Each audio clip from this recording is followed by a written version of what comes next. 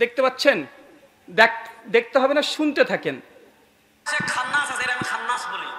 খান্নাস বুঝছেন? খান্নাস মানে দুষ্ট শয়তান। এই খান্নাসের নাম হলো আব্দুর রাজ্জাক বিন ইউসুফ। কেন খান্নাস বললাম ভালো করে শুনেন। এরা কি পরিমাণ জাহিল মুরাক্কাব চিন্তা করেন। সে একটা লেকচার দিয়েছে, বক্তব্য দিয়েছে, বলেন আমরা বলেছি আমাদের রবকে, আরো আসতে বলেন আমাদের সৃষ্টিকর্তাকে, বলেন আমাদেরকে রিজিক দেন কে। এজন্য আমাদের কালেমায় আমরা ঘোষণা দেই লা ইলাহা, বলেন না লা ইলাহা ইল্লাল্লাহু মুহাম্মাদুর। এটা আমাদের কালেমা, পবিত্র কালেমা, কালিমায়ে তয়্যিবা। শুনেন ছাত্র ভাইরা যারা আছে আজকে বাড়ি থেকে গিয়ে তাফসীর ইবনে কাসির। আচ্ছা, মানে উনি এখানে বোঝাতে চাচ্ছেন যে শেখ আব্দুর রাজ্জাক বিন ইউসুফ তিনি এই কথা যেহেতু বলেছে, তা আব্দুর রাজ্জাক বিন ইউসুফকে কি বলছে? খান্নাস। কেন? ওই যে কালেমাকে অস্বীকার করেছে। এটা হচ্ছে তার মূল আলোচনা, দীর্ঘ আলোচনা করেছে। এক আলোচনার মধ্যে আরেকটা আলোচনা শোনানোটা লম্বা করলে আপনারা ধৈর্যচ্যুত হবেন, তাই শোনালাম না। ইউটিউবে তাদের মজুদ আছে, তাদের চ্যানেলগুলোতে আপনারা বারবার শুনেছেন আলোচনাগুলো। তো একটু জবাব দেওয়া দরকার আছে না নাই? আর আমার আলোচনার জবাব কিন্তু অ্যান্টিভেনাম, যে যা দিয়ে বুঝে তাকে তাই দিয়ে বুঝাতে হয়।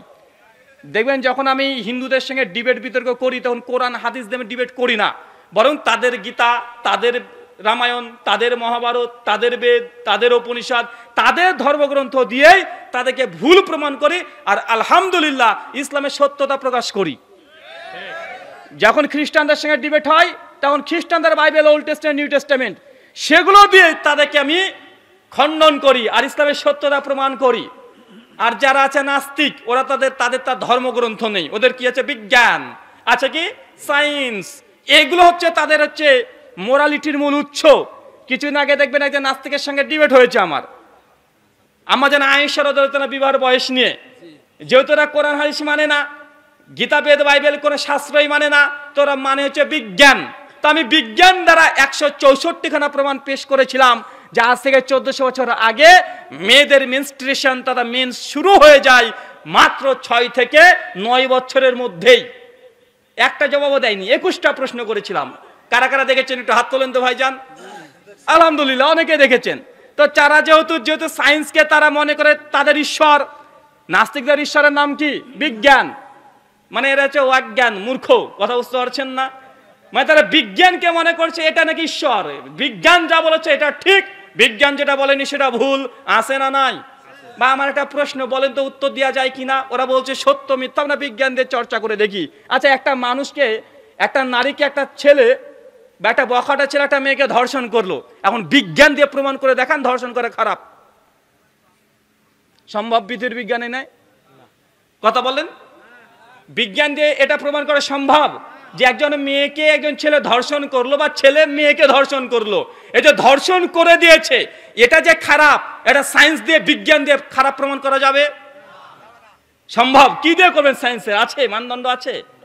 বিজ্ঞানের মূল কাজ হচ্ছে তাদের মেটার নিয়ে তারা কাজ করে। একটা জিনিস তৈরি করেছেন, এর মধ্যে কোন পদার্থ আছে, এই পদার্থ না থাকলে কি হতো, এটা যদি আছে তো কি হবে, তাপ বেড়ে গেলে কি হতে পারে, কমে গেলে কি হতে পারে। বিজ্ঞানের কাজ এটা নিয়ে। ধরেন ওই মেয়েটাকে ধর্ষণ করার পরে হত্যা করলো, এখন হত্যা করা যে খারাপ, বিজ্ঞান দিয়ে প্রমাণ করতে পারবে? বিজ্ঞান দিয়ে হত্যা করা খারাপ প্রমাণ করতে পারবে? একজন ব্যক্তি 1 কোটি টাকা চুরি করেছে, চুরি করা খারাপ, বিজ্ঞান দিয়ে প্রমাণ করতে পারবে? কথা বলেন, সম্ভব? বিজ্ঞানের কাজ তো এগুলো নয়, তাই বিজ্ঞান দিয়ে পারবেও না। তাই এরকম হাজার সমস্যা আছে পৃথিবীতে। যারা সায়েন্স, বিজ্ঞানকে তাদের ভগবান, ঈশ্বর মেনে নিয়েছে, এরা যে কত বড় মূর্খ এটা হিসাবে ধরা যাওয়া সম্ভব নয়। চুরি করা খারাপ, সারা জীবন বিজ্ঞান চর্চা করে পারবে না, পারবে না। কারণ এটা নৈতিকতার প্রশ্ন। নৈতিকতা বিজ্ঞান কোনো নির্ধারণ করতে পারে না। খুন করা খারাপ কাজ, এটা বিজ্ঞান নির্ধারণ করতে পারবে না। বিজ্ঞান কি বলবে? হ্যাঁ, যখন এটাকে আপনি খুন করেছিলেন তার 3 ইঞ্চি এই যে ওটার নাম কি, ছুরি থেকে 3 ইঞ্চি ঢুকেছিল, এর ফলে তার লিভারের এই অংশ কেটে গিয়েছিল, এত পরিমাণে ব্লাড বেরিয়ে এসেছে, এই জন্য মারা গিয়েছে। বিজ্ঞানের কাজ এটা। বিজ্ঞানের কাজ এটা নয় যে ওকে হত্যা করা হয়েছে এটা খারাপ প্রমাণ করা। কথা বুঝতে পারলেন না ভাইজান? তাই যারা বিজ্ঞানকে মনে করছে ঈশ্বর, এরা যে 1 নম্বর মূর্খ এটা বলার অবকাশ রাখে না। সম্মানিত দর্শক মণ্ডলী, আমি আবারও ওইখানে ফিরে আসি। আমাদের অভিযোগ যে আমরা নাকি কালেমা লা ইলাহা ইল্লাল্লাহ মুহাম্মাদুর রাসূলুল্লাহ মানি না। আসুন তাদের কালেমাকে একটু দেখে নিই, দেখবেন।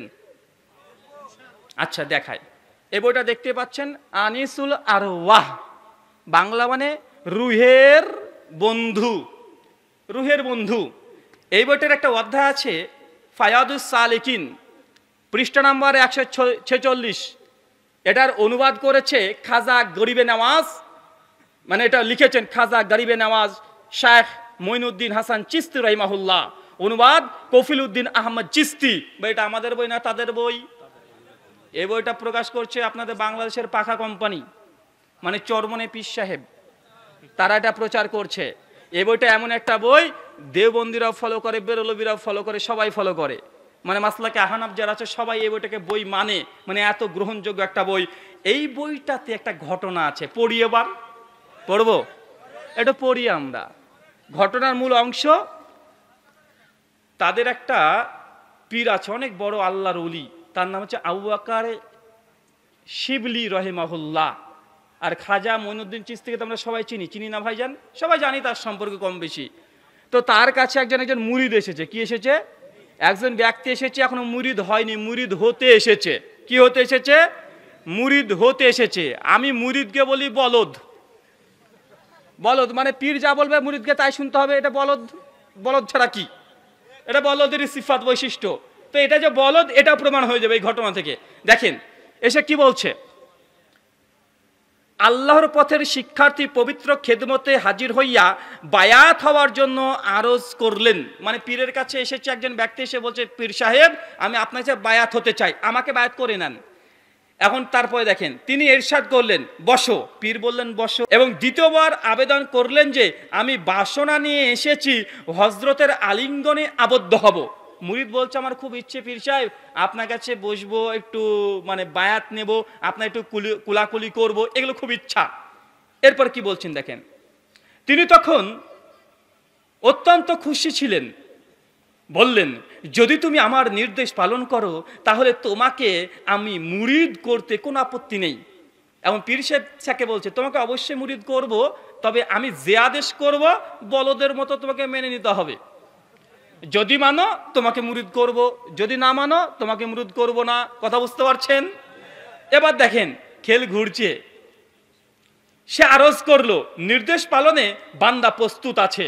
মানে বলদ বলছে, পীর বলে যা বলবেন তাই করে দেব, কোনো সমস্যা নেই। এরপর দেখেন হযরত আবু ইউসুফ চিশতি রাহিমাহুল্লাহ ইরশাদ করলেন, তুমি কালেমা লা ইলাহা ইল্লাল্লাহ মুহাম্মাদুর রাসূলুল্লাহ নিশ্চয়ই পাঠ করো। পীর বলছে, তুমি নিঃসন্দেহে কালেমা লা ইলাহা ইল্লাল্লাহ মুহাম্মাদুর রাসূলুল্লাহ পাঠ করো। মুরিদ বলছে, জি হ্যাঁ, আমি তো এটাই পড়ি। এরপর কি বলছে ওই ব্যক্তি, তিনি বলছেন, কিন্তু আজ এ কালেমার পরিবর্তে, পয়েন্ট টু বি নোটেড, পীর এবার মুরিদকে বলছে, তবে আজ এ কালেমার পরিবর্তে তুমি পড়ো লা ইলাহা ইল্লাল্লাহ চিশতি রাসূলুল্লাহ। দেখেন চিশতি রাসূলুল্লাহ আপনারা দেখে নিতে পারেন, 146 পৃষ্ঠা।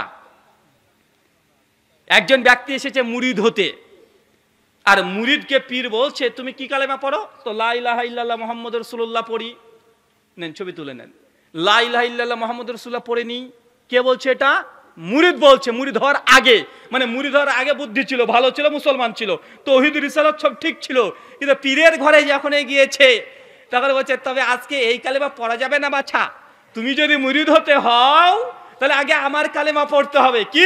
লা ইলাহা ইল্লাল্লাহ চিশতি রাসূলুল্লাহ। বলে নাউযুবিল্লাহ মিন জালিক, আস্তাগফিরুল্লাহ। ভাই বলেন তো কাদিয়ানীরা কাফের কেন?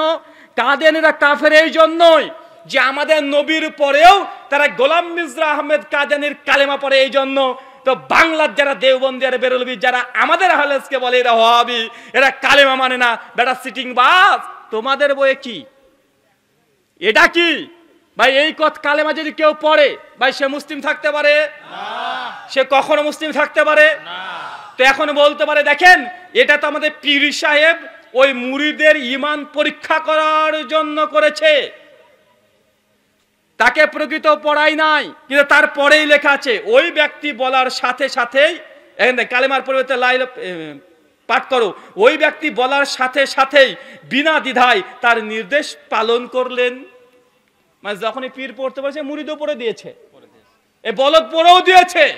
ভাই আপনাকে যদি এখন কেউ বলে যে ভাই কালেমা লা ইলাহা ইল্লাল্লাহ ও অমুক রাসূলুল্লাহ আপনি পড়বেন না, কোন বাংলার কোন মুসলমান পড়বে? নবীর জায়গায় অন্য কারো নাম দেবেন? আপনার বাপের নাম দেবেন? আবু আক্কারের নাম দেবেন? কেউ যদি বলে লা ইলাহা ইল্লাল্লাহ আবু আক্কার রাসূলুল্লাহ, খলিফার প্রথম খলিফা, কেউ বলবে? কথা বলেন। আবু আক্কার রাদিয়াল্লাহু তাআলা আনহু কোন সাহাবীর ঈমান পরীক্ষা করার জন্য তিনি কি নিজের নামে কালেমা পড়িয়েছেন? ওসমান পড়িয়েছেন, ওমর পড়িয়েছেন, আলী পড়িয়েছেন, 10,000 সাহাবীকেও পড়েছেন, ইমাম আবু হানিফা পড়িয়েছেন, ইমাম শাফিঈ,